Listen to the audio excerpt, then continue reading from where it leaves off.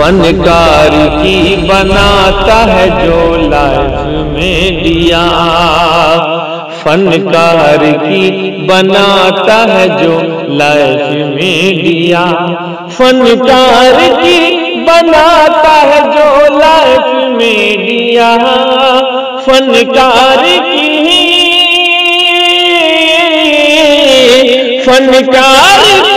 بناتا ہے جو لائف میڈیا۔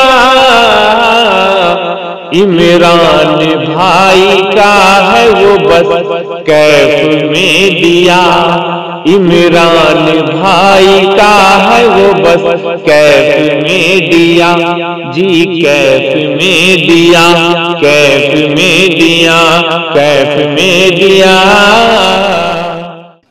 اس چمن کو ہر گھڑی آباد رکھا جائے گا، اس چمن کو یعنی گٹھانی کو اور جتنے بھی منٹھا وغیرہ ارد گرد کے ہیں تمام کو میں شامل کر رہا ہوں کہ اس چمن کو ہر گھڑی آباد رکھا جائے گا، اب دل ناشاد کو بھی شاد رکھا جائے گا۔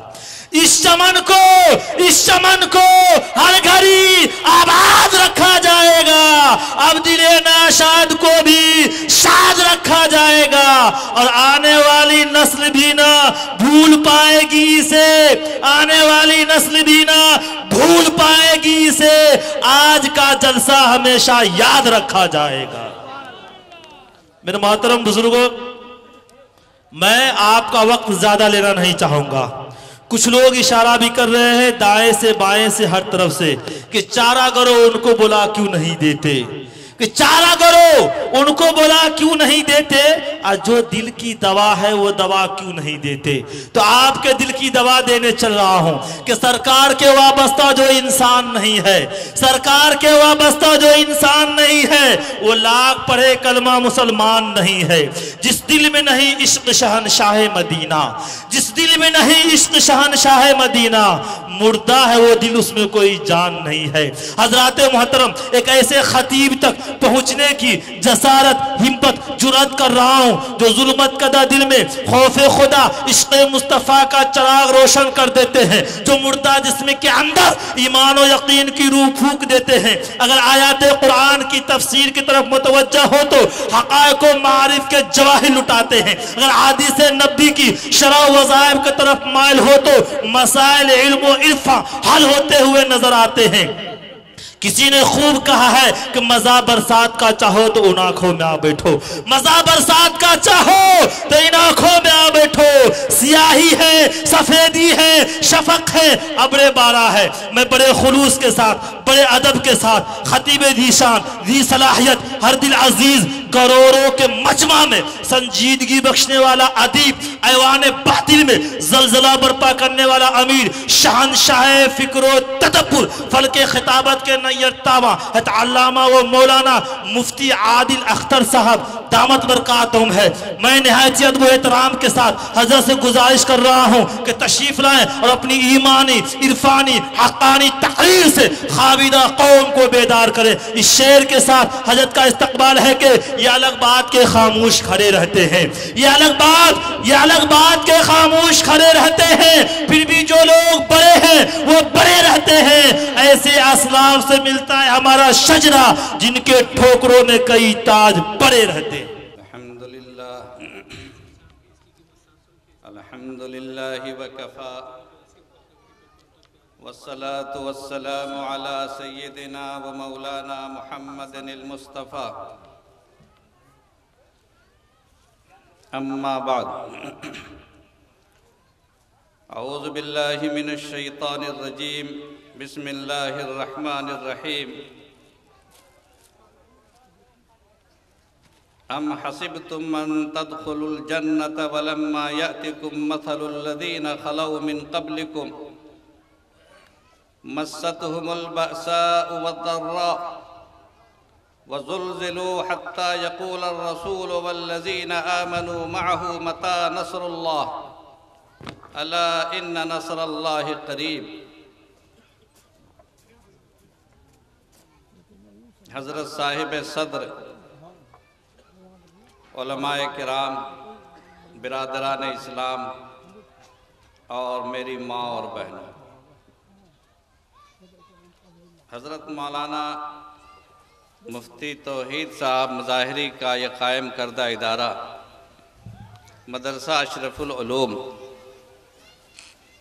جس نے یہ تعلیمی بیداری کانفرنس کا انعقاد کیا ہے،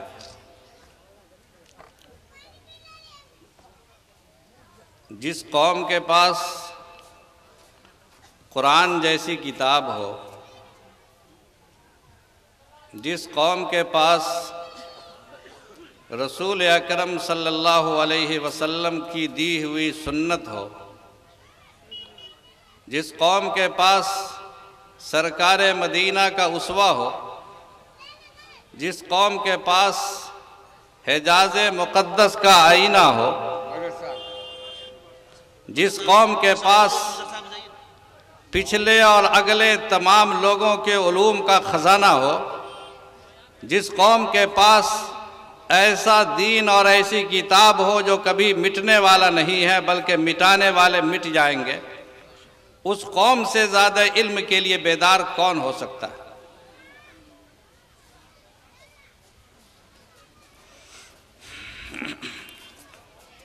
حضرت رسول اکرم صلی اللہ علیہ وسلم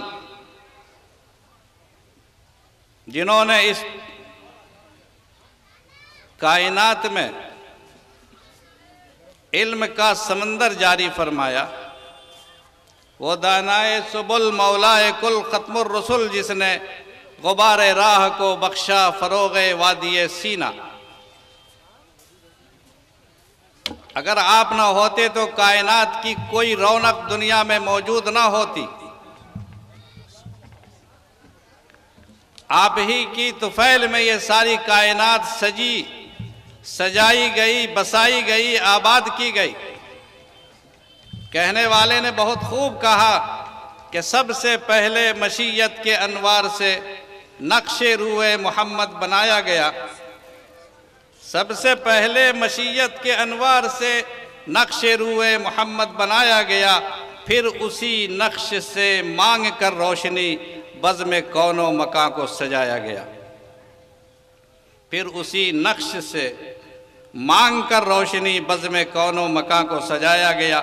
وہ محمد بھی، احمد بھی، محمود بھی، وہ محمد بھی، احمد بھی، محمود بھی، ذات مطلق کا شاہد بھی، مشہود بھی، علم و حکمت میں غیر محدود بھی، ظاہراً امیوں میں اٹھایا گیا صلی اللہ علیہ وسلم۔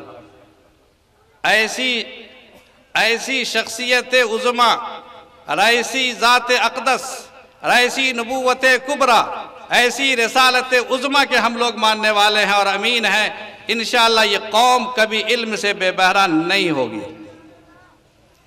جس قوم نے رومی اور غزالی کو پیدا کیا، جس نے ابن تیمیہ اور مولانا قاسم نانوتوی کو پیدا کیا، جس نے امام ابو حنیفہ اور امام مالک کو پیدا کیا، جس نے علم و حکمت کے ہزاروں سرچشمے جاری کر دیے، جس نے اسی ہندوستان میں ایسے ایسے مدرسے اور ایسی دانشگاہیں قائم کی جس کی کوئی تاریخ کوئی نظیر پچھلی قوموں میں نہیں ملتی، وہ قوم علم سے کبھی بے بہرہ ہو نہیں سکتی۔ کہیے انشاءاللہ۔ آپ کو معلوم ہے لوگ یہ سمجھتے ہیں کہ اللہ کے نبی صلی اللہ علیہ وسلم، دو باتیں میں عرض کروں گا، صرف مقررین بہت ہیں ماشاءاللہ، علماء بھی ہیں، میں دو بات، ایک تو تعلیمی بیداری کی کانفرنس کے تعلق سے اور ایک حالات حاضرہ کے تعلق سے، دونوں بات قرآن سے ہی، چونکہ قرآن کریم کی تعلیم ابھی یہاں ہوتی، یہاں بہت اونچی تعلیم نہیں ہوتی، اور قرآن کریم سے بڑی کوئی کتاب نہیں، تمام اونچی تعلیم اسی قرآن سے نکلی، قرآن سے بڑی کوئی کتاب نہیں، قرآن سے اونچی کوئی تعلیم نہیں، قرآن سے بڑا اور بہتر کوئی معلم نہیں۔ خیرکم من تعلم القرآن وعلمہ، اللہ کے نبی صلی اللہ علیہ وسلم نے بشارت سنائی ہے کہ سب سے بہتر انسان وہ ہے جو قرآن کو سیکھتا ہے اور سکھاتا ہے۔ تو آپ کو معلوم ہے کہ جب اللہ کے نبی صلی اللہ علیہ وسلم نے مکہ معظمہ میں دین کا آغاز فرمایا تو بعض لوگ، ہم لوگوں میں بہت سے لوگ یہ سمجھتے ہیں کہ مدرسوں کا آغاز صفہ سے ہوا، मदरसे सुफ़ा। मदरसे सुफ़ा ये मदीना मनव्वरा में कायम हुआ था, लेकिन हमारे इल्म की तारीख़, हमारे मदरसों की तारीख़, हमारे मकतबों की तारीख़ सुफ़ा से नहीं, उससे पहले मक्का से शुरू होती।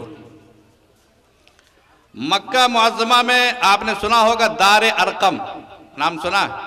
दार अरकम, हज़रत अरकम इब्न अबिल अरकम सन 4वीं या 5वीं नबूवत में, नबवी में इस्लाम लाए। कोहे सफ़ा की बुलंदियों पर उनका मकान था।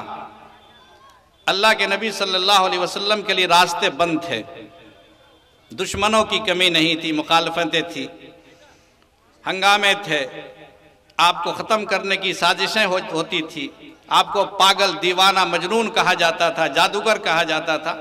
हज़रत अरकम ने कहा कि या रसूल अल्लाह सल्लल्लाहु अलैहि वसल्लम, मेरा मकान हाजिर है, आप इसी मकान में तशरीफ़ रखें। 2 रूम थे उसमें, एक रूम में तालीम होती थी, एक रूम में सरकार दो आलम सल्लल्लाहु अलैहि वसल्लम तशरीफ़ रखते थे। और उसी दार अरकम से इल्म का पहला सरचश्मा जारी हुआ। यहीं बड़े बड़े मुहद्दिसीन सहाबा, फुक़हाए सहाबा, उलमाए सहाबा हाजिर होते थे। इसी दार अरकम में हज़रत उमर बिन ख़त्ताब को इस्लाम की तौफ़ीक़ मिली। इसी दार अरकम में हज़रत हमज़ा, हज़रत अबू बकर, हज़रत उस्मान, हज़रत अली जैसे मदीनतुल इल्म का इज्तिमा हुआ करता था, जहाँ के मुअल्लिम कायनात हज़रत मोहम्मद रसूलुल्लाह सल्लल्लाहु अलैहि वसल्लम वहाँ के मुअल्लिम थे। कुरान करीम में दुश्मनों ने जो दुश्मनी की, उसका तज़किरा कुरान में है। कुरान से हमारा रिश्ता असल में कमज़ोर है, सिर्फ अल्फाज की हद तक है। हमने कभी उसके मानी में झांक कर नहीं देखा कि कुरान हमसे किस बात के लिए मुखातब है। तेरे ज़मीर पे न हो अगर नुज़ूल किताब, तेरे ज़मीर पे न हो अगर नुज़ूल किताब, गिरह कुशा है न राज़ी न साहिब कश्शाफ। कुरान जब पढ़ें तो समझे कि अल्लाह हमसे मुखातिब है। हज़रत दुश्मनों ने जो दुश्मनी की, उसका तज़किरा कुरान करीम में है। उन लोगों ने कहा कि अरे ये क्या कुरान में है। वक़ालू असातीरुल अव्वलीन इक्ततबहा फ़हिय तुमला अलैहि बुकरतम व असीला, कुरान में सूरह फुरक़ान। वक़ालू असातीरुल अव्वलीन इक्ततबहा फ़हिय तुमला अलैहि बुकरतम व असीला। इन लोगों ने कहा अगर इसमें क्या है, ये पुराने ज़माने के किस्से कहानियाँ, हज़रत यूसुफ़ का किस्सा, तो हज़रत मूसा का किस्सा, हज़रत ईसा का किस्सा, हज़रत आदम का किस्सा, हज़रत नूह का किस्सा, हज़रत दाऊद का किस्सा, हज़रत सुलेमान का किस्सा, इन किस्से कहानियों से क्या होता है? ये दुश्मनी में कह रहे हैं, लेकिन हकीकत बयान कर रहे हैं। उस पहले ज़माने के दुश्मन भी झूठ नहीं बोलते थे, और आज दोस्त भी सच नहीं बोलता। पहले ज़माने का गरीब भी झूठ नहीं बोलता था, आज हाकिम वक्त, सुल्तान वक्त और अमीर वक्त भी सरेआम झूठ बोलता। पहले जो ज़बान से निकल जाता था वो निकल जाता था, यानी सच्ची बात निकलती थी। अब कभी कुछ कभी कुछ। तो कुरान करीम में यह है। इसमें कुरान करीम में दुश्मनों ने कहा कि ये पहले की कहानियाँ हैं जिसको लिख लिया गया। इक्ततबहा, मकतब का आगाज हमारे इसी दारे अरकम से हुआ। इक्ततबहा, गौर कीजिए, आज को महफूज रखिए। और क्या कहा कुरान में कि फ़हिय तुमला अलैहि, यही किस्से कहानियाँ रसूल अकरम सल्लल्लाहु अलैहि वसल्लम सुबह और शाम इमला करवाते हैं। इमला कराना, बोल करके लिखाना। आपको मालूम होना चाहिए कि प्रेस का ज़माना आने से पहले, प्रेस यानी प्रिंट जहाँ होता है, प्रेस का ज़माना आने से पहले, प्रेस जो पहली मर्तबा आया है उससे पहले सदियों का जो की तारीख है वो इसी इमला के ज़रिए से महफूज की गई। इमला करते थे लोग, असातिज़ा बोलते थे, सारे शागिर्द लिखते थे, किताबों के नुस्खे तैयार होते थे। तो कुरान करीम ने उस इमला का आगाज़ किया। फ़हिय तुमला अलैहि, इमला किया जाता है सुबह और शाम। आप देखते हैं कि मौलाना लोग सुबह भी पढ़ाते हैं, शाम भी पढ़ाते हैं। یہ صبح پڑھانا اور شام پڑھانا اور لکھنا، املا کرانا، نقل لکھوانا، یہ کہاں سے آیا؟ اسی قرآن کریم کی آیت سے آیا جو دشمنوں نے بیان کیا تھا کہ اکتتبھا فہی تملی علیہ بکرۃ واصیلا، صبح میں بھی املا کرایا جاتا ہے اور شام میں بھی املا کرایا جاتا ہے۔ تو ہماری تاریخ شروع ہوتی ہے، اسلام کی تاریخ، مدرسوں کی تاریخ دار ارقم سے شروع ہوتی ہے۔ اور دار ارقم کہاں پر تھا یہ اصل بتانا۔ دار ارقم ایسی حکومت میں تھا، ایسے ماحول میں تھا جب مسلمانوں کی اپنی حکومت نہیں تھی، کافروں کی حکومت تھی، اسلامی حکومت نہیں تھی۔ یعنی مدرسے کی تاریخ شروع ہوتی ہے اس وقت سے جب ہمیں حکومت بھی نہیں ملی تھی۔ اور آپ کو معلوم ہے کہ دار ارقم میں صحابہ کرام پڑھتے تھے اور خانہ کعبہ ان کو حاصل نہیں ہوا تھا۔ خانہ کعبہ میں جانے پر پابندی تھی، مسلمانوں کے جانے پر پابندی تھی، کھلے عام نماز پڑھنے پر پابندی تھی، اذان دینے پر پابندی تھی۔ اللہ کے نبی صلی اللہ علیہ وسلم تشریف لے گئے تو آپ کو ستایا جاتا تھا، سجدے کی حالت میں اونٹ کی اوجھڑیاں ڈال دی جاتی تھی آپ کے پشت مبارک پر، یہ پابندی تھی۔ یعنی جب دار ارقم مدرسہ تھا مسجد موجود نہیں تھی، مسلمانوں کے پاس مسجد نہیں تھی۔ تو جب تاریخ اسلام لکھی جاتی ہے تو ہماری تاریخ اور علم کی تاریخ، اسلام کی تاریخ شروع ہوتی ہے دار ارقم سے۔ دار ارقم جب مدرسہ تھا مسجد مسلمانوں کے پاس موجود نہیں تھی، مسلمانوں کے پاس مسجد بعد میں آئی ہے۔ مسلمانوں کے پاس مسجد حضرت عمر بن خطاب کے اسلام لانے کے بعد یہ لوگ کھل کر کے خانہ کعبہ میں آنا شروع کیا اور کہا کہ جو مقابلہ کرتا ہے دیکھ لیں گے، ہم مسجد میں نماز پڑھیں گے۔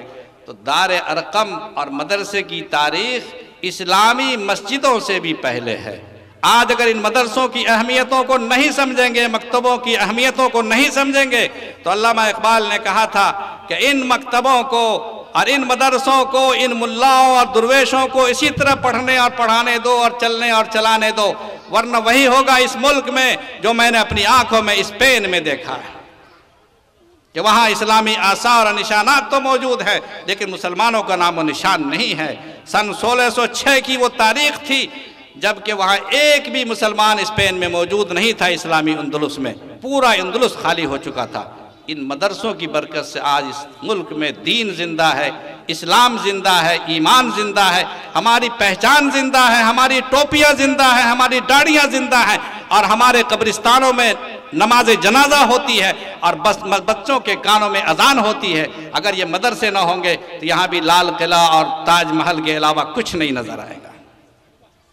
ایک بات تو یہ میں نے عرض کر دی، انشاءاللہ مدرسوں کی اہمیت کو سمجھیں گے۔ دوسری بات، قرآن کریم میں دو بدماشوں کا تذکرہ کیا گیا ہے، دو بدماشوں۔ چونکہ ابھی بھی ہم لوگ جو سارے دنیا پریشان ہیں، دو ہی بدماش ہیں، اور وہ دو بدماش اس زمانے میں حاکم تھے اور آج بھی دو بدماش زمانے پر حاکم ہیں۔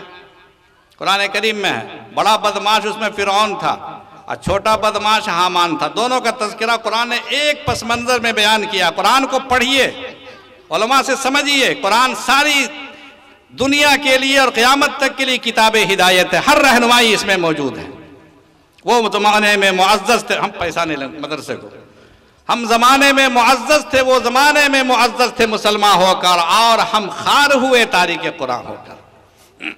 قرآن کریم میں ہے ان فرعون علا فی الارض، قرآن کریم کی آیت سمجھیے گا، ان فرعون علا فی الارض جعل اہلہا شیعا یستضعف طائفة منہم یذبح ابناءہم ویستحیی نساءہم۔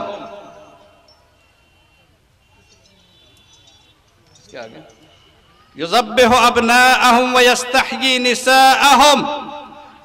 قرآن کہتا ہے کہ فرعون نے سرکشی کی زمین پر۔ کیا سرکشی کی فرعون نے؟ کیا اہنکار اس نے استعمال کیا؟ اپنی طاقت کا اظہار کیا اور اپنی قوت کا اظہار کیا، اپنے جبر اور ظلم کا اظہار کیا۔ قرآن کہتا ہے علا فی الارض، کیا اظہار کیا؟ اس نے کہا کہ جعل اہلہا شیعا، لوگوں کو، شہریوں کو بانٹنے کی تدبیر کی۔ बांटने की, आज तदबीर बांटने की नहीं हो रही, हिंदू मुसलमान ऐसे कानून पास किए जा रहे हैं कि ये अलग ग्रुप, सिख, ईसाई और साहब जैन, हिंदू, मुसलमान, ये सबसे पहले किया था फिरऔन ने। जअल अहलहा शिया, उन लोगों ने शहर वालों को, वहाँ के नागरिकों को, वहाँ के शहरियों को टुकड़े टुकड़े में तकसीम कर दिया। और क्या किया उसने? यस्तदइफु ताइफतम मिनहुम, एक जमात ऐसी थी जिनको बहुत कमजोर समझता था। आज भी हम लोगों को कमजोर समझा जा रहा, सारा निशाना मुसलमानों पर। ताइफतम मिनहुम, एक जमात हम लोगों की है जिनका सारा निशाना, इनका हर कानून और सारी तदबीरें, सारी मक्कारियां और अय्यारियां उतरती हैं, नज़ला उतरता है तो मुसलमानों पर, बिजलियां गिरती हैं तो बेचारे मुसलमानों पर। वमकरू वमकर अल्लाह वल्लाहु खैरुल माकिरीन, अल्लाह ताला इंशाअल्लाह हमारे इनकी तदबीरों को नाकाम करेगा। फिरऔन ने भी कहा था यस्तदइफु ताइफतम मिनहुम, एक जमात को यह कमजोर समझता था और किसी लायक नहीं समझता था। और क्या करता था? युदब्बिहु अब्नाअहुम, उनके बच्चों को ज़बह करता था, उनके लड़कों को ज़बह करता था। क्या ख्याल है, मॉब लिंचिंग में कौन मारे जाते हैं? लड़के मारे जाते हैं। यूनिवर्सिटियों में कौन मारे जाते हैं? हमारे लड़के मारे जाते हैं। युदब्बिहु अब्नाअहुम, गोलियां मारी जाती हैं हमारे लड़कों पर। वयस्तहयी निसाअहुम, और उनकी औरतों को जिंदा रखा जाता था ताकि उनसे अपनी अय्याशियां करें, और इनसे कोई औलाद पैदा होती तो उसे कत्ल कर देता था। ये उसकी चाल थी। लेकिन कुरान ने कहा, कोई हाफिज है इसके आगे आयत करीमा, युदब्बिहु अब्नाअहुम वयस्तहयी निसाअहुम, उनकी औरतों को जिंदा करता था। कुरान ने उसी आयत में आगे कहा इन्नहु कान मिनल मुफसिदीन, फिरौन जो था ना बड़ा फसादी था, दहशतगर्द था। ये उनकी स्कीम थी जो कुरान ने कहा। लेकिन अल्लाह ताला ने उसी में आगे चलकर कुरान ने कहा कि हमारा मंसूबा सुनो, वनुरीदु अन नमुन्ना अलल लज़ीना इस्तुज़इफू फिल अर्दी, कि हमारा इरादा यह है, खुदाई मंसूबा यह है, हमारा प्लान यह है कि हम इन कमजोरों पर अपना एहसान करेंगे। और क्या एहसान करेंगे? वनजअलहुम अइम्मतन वनजअलहुमुल वारिसीन, हम उनको इमाम ज़माना बनाएंगे और उनको इस ज़माने का, ज़मीन का, मुल्क का, हिंदुस्तान का, सारी ज़मीन का हम ऐसे वारिस बनाएंगे। ये खुदा का मंसूबा है, ये कुरान का मंसूबा है। और अल्लाह ने उसी आयत में कहा है, उसी आयत में कहा है कि वनुरी फिरऔन व हामान व जुनूदहुमा, दो शैतान, वनुरी फिरऔन व हामान व जुनूदहुमा मिनहुम मा कानू यहज़रून, हम फिरऔन को और हामान को दिखलाएंगे जिस चीज से वो डरते थे, उसी चीज को हम दिखला के रखेंगे कि देखो तुम जिस बात से डरते थे वो तुम्हारे सामने हम लाते हैं, दोनों शैतानों के सामने। इन्होंने ये सारा मंसूबा बनाया था, सारा बिल तैयार किया था, सारा कानून पास किया था कि हम हिंदू और मुसलमान करके पूरे मुल्क के हिंदुओं को, पूरे मुल्क की गैर मुस्लिम अक्सरियत को अपने फेवर में ले आवेंगे। मगर सारा कासा ही पलट गया, सारा पासा ही पलट गया, सारी तदबीर उल्टी हो गई इनकी। और फिर देखा आपने, कुरान कहता है कि वो नूरी फिरऔन व हामान, हम इन दोनों शैतानों को दिखला देंगे अपनी आंखों से, देखो जिस चीज से तुम डरते थे वो तुम्हारे सामने मौजूद है कि नहीं। आज सारा हिंदुस्तान सड़कों पर है, करोड़ों इंसान सड़कों पर है इस कानून के खिलाफ। और हमें उम्मीद है कि खुदाई ये ऐलान और खुदाई वादा इंशाअल्लाह पूरा होकर रहेगा। हमें उम्मीद है, हमें उम्मीद है इंशाअल्लाह। आसमां होगा शहर के नूर से आईना पोश, इंशाअल्लाह बोलिए, आसमां होगा शहर के नूर से आईना पोश, और जुल्मत रात की सीमा में पा हो जाएगी इंशाअल्लाह। आसमां होगा शहर के नूर से आईना पोश, और जुल्मत रात की सीमा में पा हो जाएगी। आंख जो कुछ देखती है लब पे आ सकता नहीं, आंख जो कुछ देखती है लब पे आ सकता नहीं। महव हैरत हूं कि दुनिया क्या से क्या हो जाएगी। बहुत खूब। और इकबाल ने यह शेर اس زمانے میں کہا تھا جب کالے انگریز نہیں بلکہ گورے انگریزوں کا اس ملک پر راج تھا. انگریزوں اور اقبال نے اپنی آنکھوں سے اس ملک کی آزادی کو نہیں دیکھا، مگر آزادی کی جو ہوائیں چل رہی تھی ان ہواؤں کی ٹھنڈک انہوں نے اپنی زندگی میں محسوس کی تھی. اور یہ شعر اقبال نے اس زمانے میں کہا تھا جب گورے انگریز اس ملک پر حاکم تھے، گورے انگریز اس ملک پر قابض تھے. اور میں آج اس شعر کو دہرا رہا ہوں اس زمانے میں جب اس ملک پر کالے انگریزوں کا قبضہ ہے، اور ان انگریزوں کا قبضہ ہے جو اس زمانے میں جب ہمارے علماء درختوں کی شاخوں پر ان کی لاشیں ٹپک رہی تھی اور اس وقت یہ لوگ مخبری کر رہے تھے، انگریزوں کے پاس وظیفہ پاتے تھے اور غداری کرتے تھے. پوری تاریخ موجود ہے اور ان لوگوں نے اس بات کا اظہار کیا ہے، چھپایا نہیں ہے. اس زمانے میں اس اقبال نے کہا تھا، آج میں اس شعر کو اس دور میں کہتا ہوں. اور جو تفریق کرنے کی کوشش کی اس نے کہ سارے مسلمان اور ہندو بٹ کر کے اس ملک میں فساد پیدا ہوگا اور ہم راج کریں گے، دیکھ لیا آپ نے کہ آ ملیں گے سینہ چاکانے چمن سے سینہ چاک، آ ملیں گے سینہ چاکانے چمن سے سینہ چاک، بزم میں گل کی ہم نفس باد صبا ہو جائے گی. ہندو مسلمان ایک ہو گئے. ارے شعر ذرا مشکل ہے مگر پس منظر سے سمجھیے. آ ملیں گے سینہ چاکانے چمن سے سینہ چاک، بزم میں گل کی ہم نفس باد صبا ہو جائے گی. پھر اٹھے گا جذب پیغام سجود، انشاءاللہ پھر اٹھے گا جذب پیغام سجود، پھر جبی خاک حرم سے آشنا ہو جائے گی.